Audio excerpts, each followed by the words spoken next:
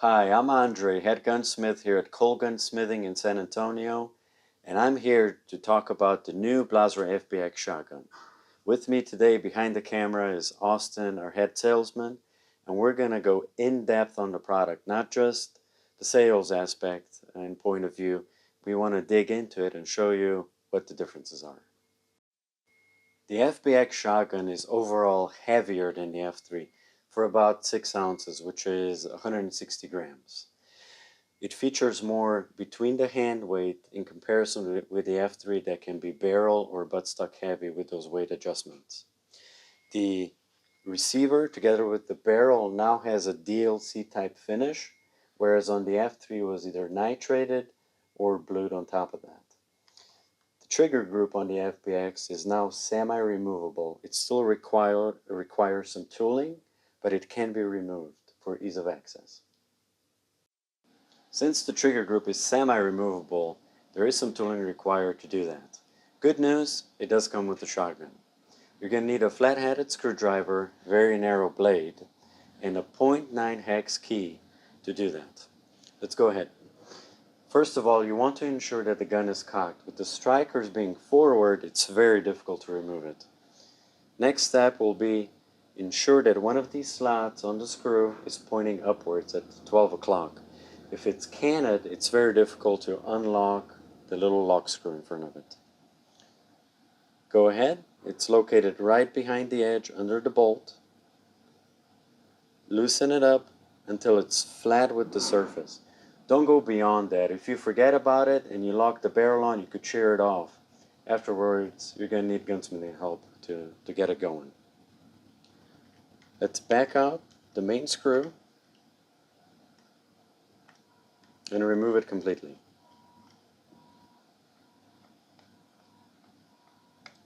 Set it aside, and afterwards I can can out the trigger group. Nice and gently. That way I can access it, lubricate it, and do my regular maintenance. The FBX internals are identical to the F3. That's really great news because we love their trigger. It's a reliable system that's been around for over 22 years. It still features strikers, inline inertia block, and coil springs inside the strikers, making it extremely reliable. Ease of access for your regular maintenance. You can also lock out your safety for all your competition needs. And there's even an added benefit of an auto safety if that's ever needed.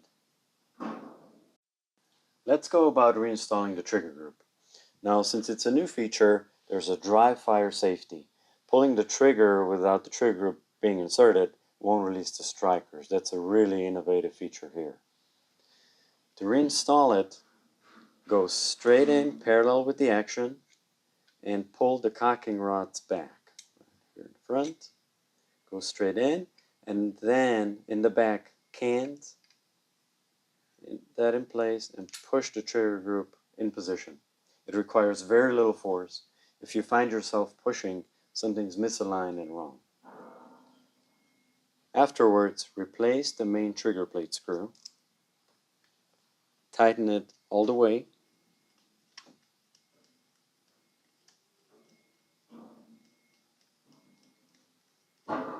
Until it locks and it's snug.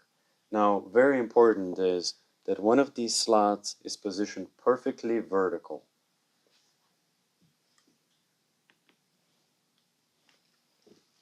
Positioning it vertically will enable the lock screw to engage the flat surface on the screw head that's positioned on the side.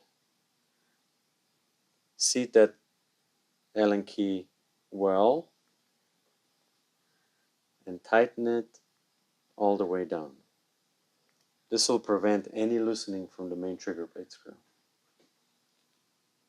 The FBX action is made heavier and wider compared to the F3.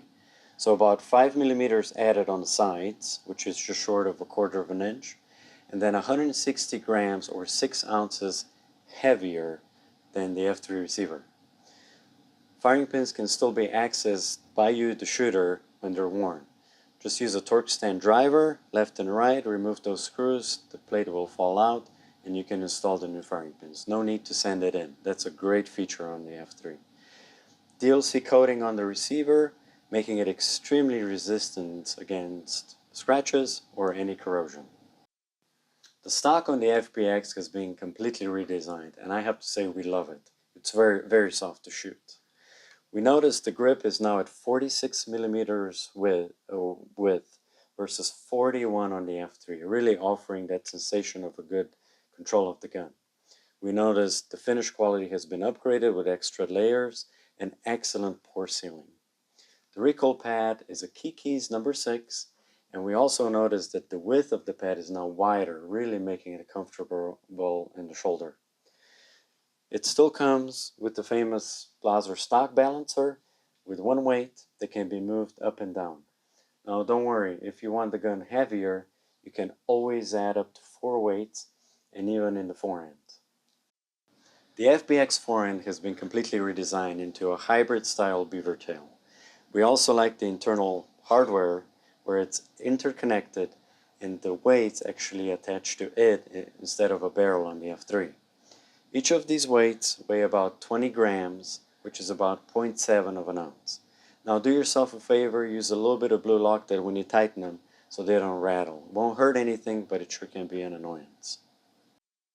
There are numerous design changes on the FBX barrel. One of them are definitely the chokes. You can order them with fixed chokes, both mod or removable thin wall Briley chokes. The inside of the bore is still the famous triplex design, but Blaser went ahead, retained the overbore, and went to twice as long forcing cones compared to the F3. It's still hard chrome lined from breech end all the way to the muzzle. The finish is DLC just like the Action, which will pair it perfectly. Fixed strip has a 10mm to 8mm taper with a fiber optic front sight that can be unthreaded and replaced with another. It uses an M3 thread. Side rib is now vented versus a solid rib on the F3. We've also noticed there is no taper out at the choke area, much like on the F3. Like the F3, the FBX shotgun is also fully modular, and the barrels between the two models actually interchange. Mechanically, they will lock up, be safe to shoot, but they do not follow the outside contour of the receivers that are either wider or a bit narrower in comparison. So let's give that a go. FBX receiver and an F3 barrel will mate perfectly, lock up. But we do notice that since the receiver was made wider, the barrel is now under the surface, which is just a cosmetical issue.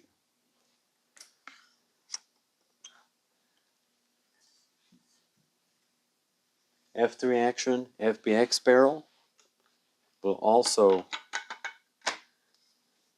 interlock completely since it's a modular system, but we notice that the FBX barrel is now proud against the receiver, and again, it's only a cosmetical issue. I can also use the FBX forend, which will also pair perfectly, but it does sit proud against the Action. Now the butt stock inletting is completely different and cannot be interchanged between the two models.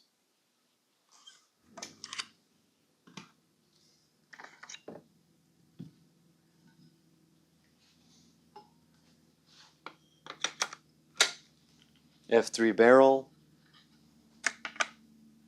on an FBX Action and an F3 forend also interlock and interchange completely. However, the surfaces are not mated evenly, and again, it's a cosmetical issue only. But functionality-wise, it's guaranteed. The FBX is a welcome addition to the Blaser premium line of shotguns.